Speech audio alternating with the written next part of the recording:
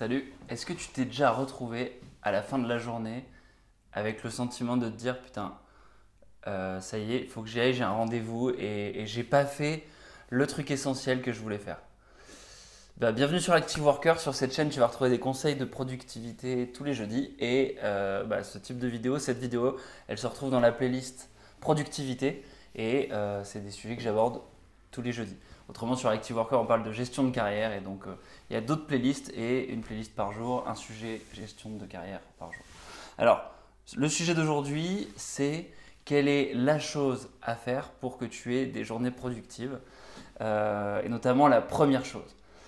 Le sujet et le problème, c'est que au travail, on a des tas et des tas et des tas de distractions. D'abord, on a des open space. C'est prouvé en fait que le niveau de décibels pour se concentrer est largement dépassé sur les open space. C'est-à-dire qu'il y a des études vraiment, alors j'ai plus le niveau exact, qui montrent qu'en gros, pour te concentrer, tu dois avoir un certain niveau de silence. Sur les open space, c'est x10 ou x40. C'est hallucinant. Donc c'est sûr que tu ne peux pas te concentrer sur un open space de manière profonde. Donc si tu dois faire un travail profond, il faut que tu t'isoles. C'est une première cause de distraction.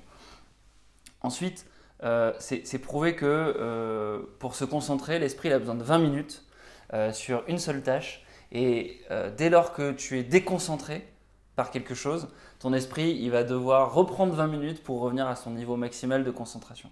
Donc toi, quand tu as un nouvel email, ton téléphone qui sonne, quelqu'un qui t'interrompt, quelqu'un qui te demande quelque chose, en fait ça va casser ce rythme et tu vas devoir repartir de zéro à chaque fois. Et donc c'est terrible si jamais tu dois faire un travail important parce que tu peux te retrouver réellement à ne pas le faire, quoi. Donc ça c'est vraiment difficile. Donc ça c'est les problèmes concrètement.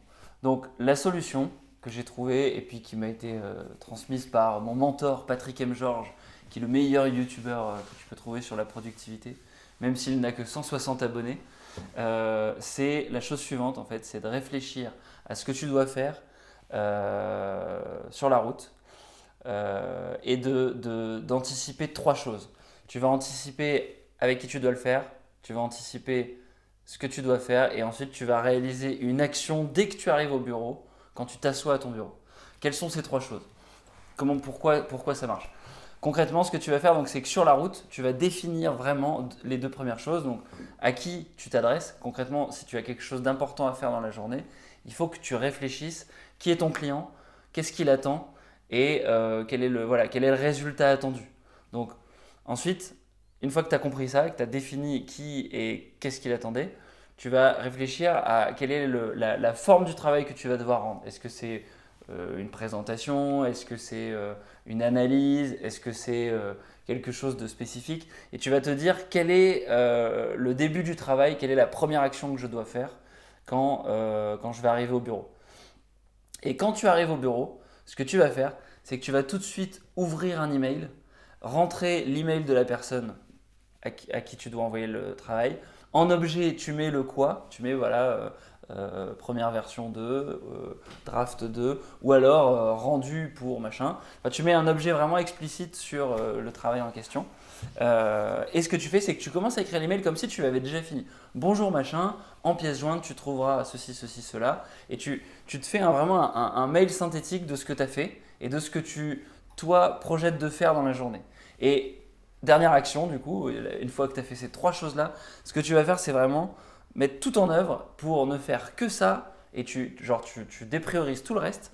Tu vas commencer vraiment par faire la première tâche pour commencer le travail.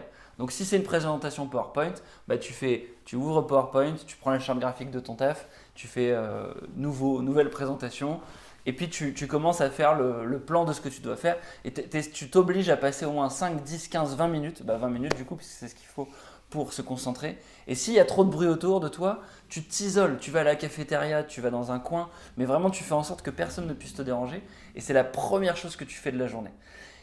Une fois que tu as fini ça, après tu traites les urgences, parce que potentiellement tu as des urgences, mais au moins, si tu veux, tu as créé un setup pour avoir démarré la tâche et déclencher ce qu'on appelle le Zeigarnik Effect. J'en parle déjà dans plusieurs vidéos.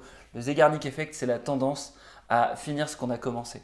Donc si par exemple tu veux ranger ton appart, ce que tu vas faire, c'est commencer par cibler quelque chose de précis, par exemple sortir les poubelles, ou alors rassembler la vaisselle à un endroit, ou alors rassembler le linge à un endroit. Le fait de commencer ça, tu vas avoir envie de structurer le reste, et en fait ton cerveau va se mettre dans une certaine mécanique, et le but c'est de capitaliser sur ce principe de cohérence. Ensuite, le but du jeu, c'est d'essayer de vraiment te créer une bulle, de te protéger. Et si tu dois y penser avant d'arriver au travail, c'est justement parce que si jamais tu ne le fais pas, c'est trop tard. 2 mots résument l'échec.